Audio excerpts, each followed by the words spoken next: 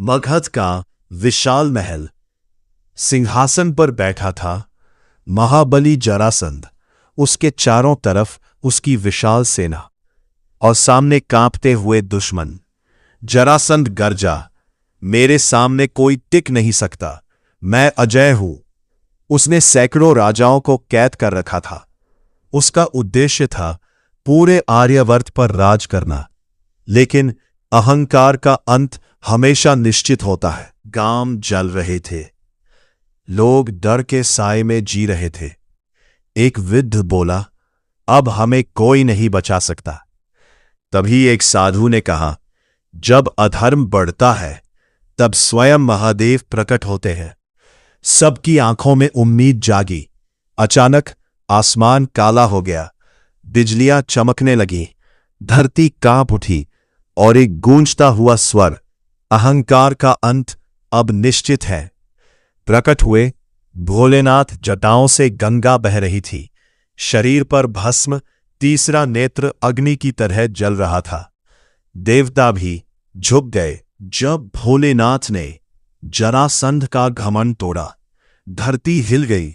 मगर पहले वीडियो में आगे चालू ना हो तो सब्सक्राइब करके कमेंट में जय श्री राम लिखो। ये कहानी है उस समय की जब अहंकार ने शक्ति को चुनौती दी और उस चुनौती का जवाब देने स्वयं आए महादेव।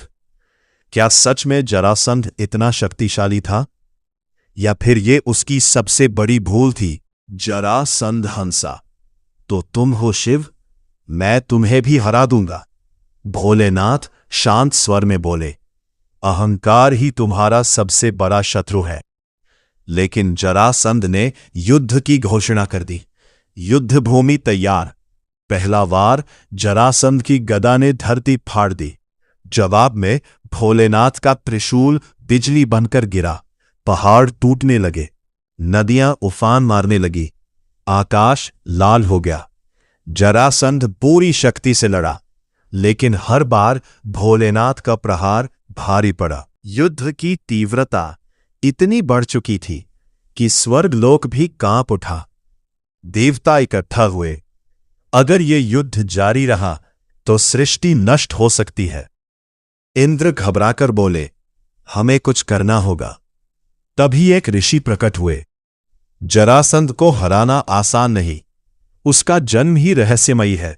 वह दो हिस्सों से जुड़ा हुआ है। सब चौंक गए। भोलेनाथ मुस्कुराए, हर समस्या का समाधान होता है।